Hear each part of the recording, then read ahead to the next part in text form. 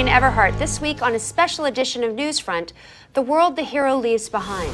What is the final cost of intervention from groups like the Avengers? Who do they answer to in the wake of their actions? Joining me on the program is political correspondent Will Adams. Thank you for being here, Will. Thank you for having me, Christine. Are you scared? No, I'm fine. Okay. We're friends, so and friends who disagree. So this is going to be interesting. Let's get at it. Okay. Our superpowered advocates have intervened time and time again in international incidents to great effect. But who accounts for the devastation they leave behind? Well, the question for me, Christine, isn't if or even should our heroes be allowed to operate independently. It's why shouldn't they? Discoveries are still being made in the massive cache of classified material released by former SHIELD agent Natasha Romanoff. And the leak clearly details how the organization known as Hydra was able to infiltrate the highest ranks of SHIELD and had organized a massive conspiracy on the civilian population. Romanoff's actions, independent from oversight, saved us from what could have been a catastrophic outcome had Hydra been able to remain undiscovered. Romanoff's actions, along with the actions of Steve Rogers and Tony Stark and others over the years, may have been admirable. Their actions saved hundreds of thousands of people. But that's not the question. We're talking about the collateral damage. This week in our ongoing special report, we'll look back on the events in New York, D.C., Sokovia, asking you, the viewer, if the growing concern from governments around the world should see the Avengers submit to international oversight, or if they should remain free to act independent from government regulation. I look forward to you trying to convince me that anything they've done is less than admirable. You look forward to me winning. We look forward to hearing from you throughout the week. For news on this topic and others, Google search WHIH online and follow us on Twitter. On behalf of Will Adams, thank you for being here. Thanks for having me. And myself, thank you for watching.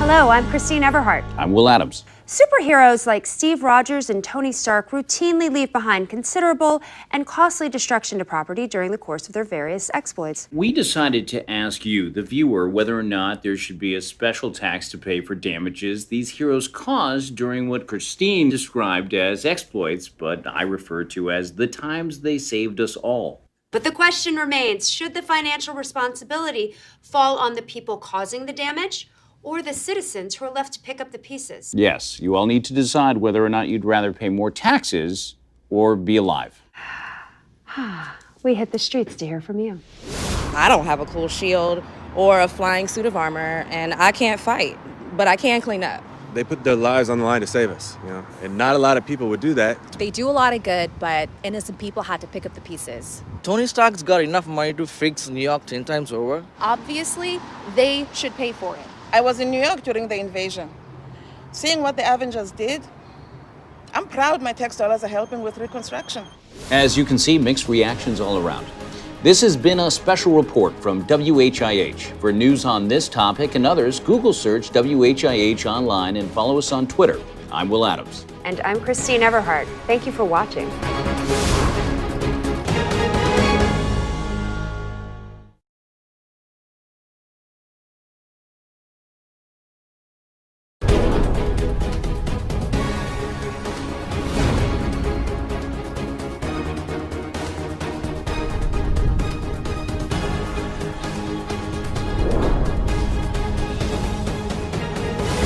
Welcome to Newsfront. I'm Christine Everhart, joined by Will Adams. Good to be here. Hello. Hi, how are you? Welcome. Thank you. The financial cost of the cleanup effort in Washington, D.C., New York City, and Sokovia has crossed the $1 trillion mark. Critics and politicians, both domestic and internationally, suggest Steve Rogers, Tony Stark, and others bear some of the responsibility for the massive destruction and mayhem, and wonder if there is a more strategic plan to better manage their response for potential future events. Will Adams. Yes. Where does the White House stand on this? And is the president favoring a particular side of the issue?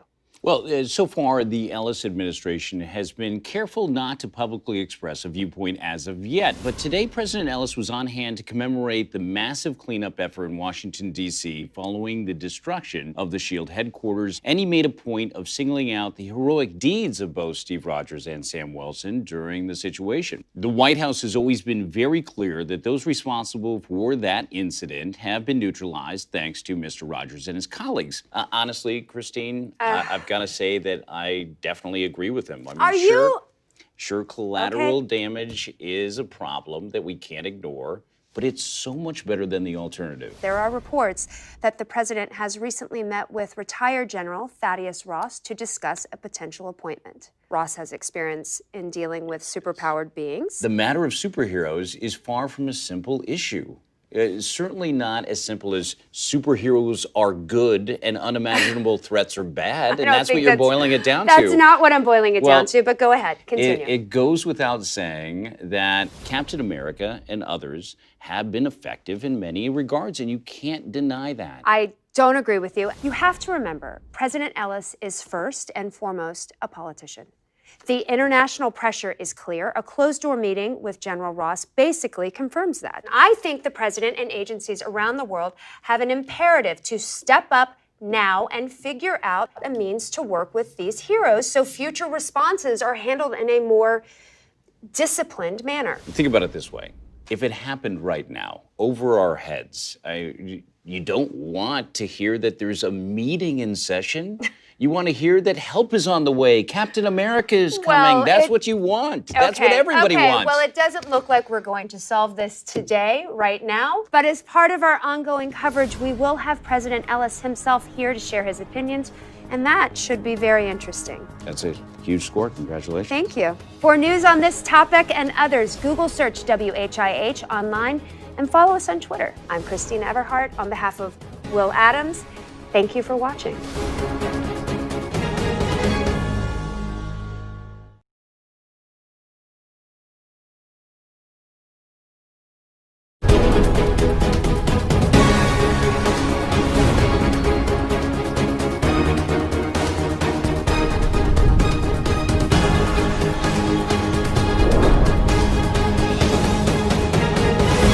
I'm Christine Everhart. And I'm Will Adams. From New York to Sokovia, we have witnessed a series of catastrophic events that have threatened the safety of the entire planet. While these crises were resolved as the result of the noble actions of Steve Rogers, Tony Stark, and others, cities like Johannesburg, Seoul, and Washington, D.C. are still on the mend due in large part to the tactical response of these heroes.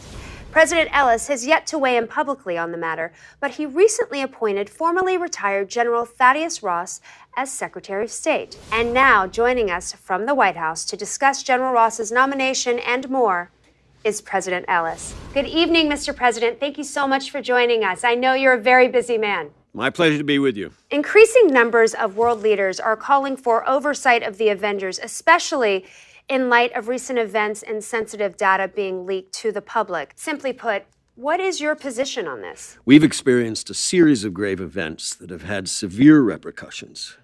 I am completely sensitive to the fear and concern that creates. But at the same time, I recognize what men like Tony Stark, Steve Rogers, and others have done in the face of these attacks. Mr. President, Will Adams here. I definitely agree with you. Their actions have exemplified valor and self-sacrifice. Isn't it essential that our heroes be able to maintain their independence? Well, my appreciation for their efforts shouldn't be misconstrued as a blank check. The Avengers need to collaborate with governments around the globe. That's why my administration is exploring ways to create an official relationship with these heroes. Are you hoping that as Secretary of State, General Ross would be able to facilitate these negotiations? The general is no stranger to these types of incidents, and he has long-standing relationships with many of these heroes, and was instrumental in spearheading the response to the emergencies at both Culver University and Harlem. He served this country with distinction for several decades, and I believe he can work with our allies abroad and alongside these heroes. We're certainly all waiting to see what the outcome will be. Thank you very much for joining us, Mr. President. Thank you. And God bless America. I wouldn't mind hearing from our heroes directly, as they're the ones who have seen firsthand what government oversight can lead to. I can't believe I'm about to say this, but I totally agree with you. Yes, let's get Tony Stark in here. Tony Stark. It's probably more difficult to get than President Ellis, unfortunately. I would take Captain America as well. Really interesting stuff here. Thank you, as always, to Will Adams. And again, thank you very much to President Ellis. For news on this topic and others, Google search WHIH online and follow us on Twitter. I'm Christine Everhart. On behalf of Will Adams, thank you for watching.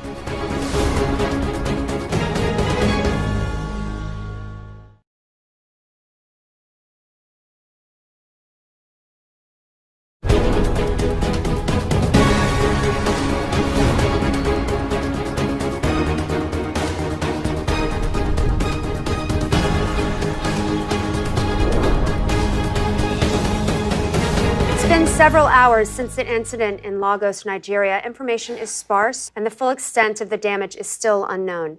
Newsfront correspondent Jackson Norris arrived in Lagos moments ago, and he joins us now. Jackson? Christine, I'm a few yards away from where the conflict took place. It's still chaotic. Several witnesses are confirming that members of the Avengers and unknown combatants were here at the time. Now, Jackson, which Avengers were there exactly? Tony Stark? Captain Rogers' involvement has been mentioned and corroborated. Some accounts indicate Sam Wilson and Natasha Romanoff, but nothing else definitive at this time. Do we know why the Avengers were in Lagos? What threat initially brought them there? Will, that's still unconfirmed. There was also an incident at a military compound. Local media speculation is pointing towards former S.H.I.E.L.D. agent and now mercenary Brock Rumlow. Well, given the extent of Rumlow's crimes, are you thinking he was the Avengers' likely target? Again, it's hard to say. Okay, I'm sorry. Just, Jackson, let me interrupt you. Breaking news in from Washington. We now go live to the White House, where President Ellis is speaking. Good evening, ladies and gentlemen.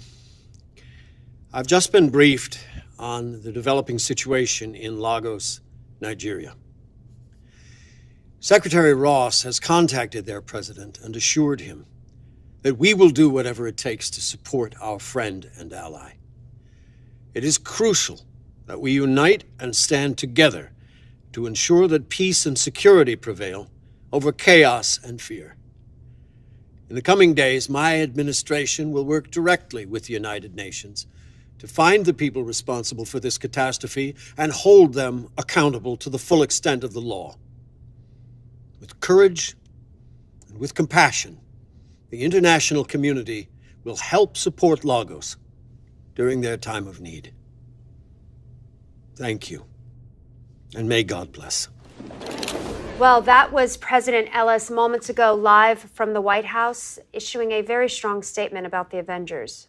Now, Christine, where you heard a strong statement about the Avengers, I heard President Ellis saying that we need to rally with our allies to support the people that are trying to protect the planet. And that is the Avengers. That's who we need to actually look to protect us in situations like this. Well, clearly, and there's still no proof. No. Listen, one moment. There's still no proof that this situation would have been avoided if the Avengers weren't there. In fact, the outcome could have been way worse. Should our superheroes report to the government?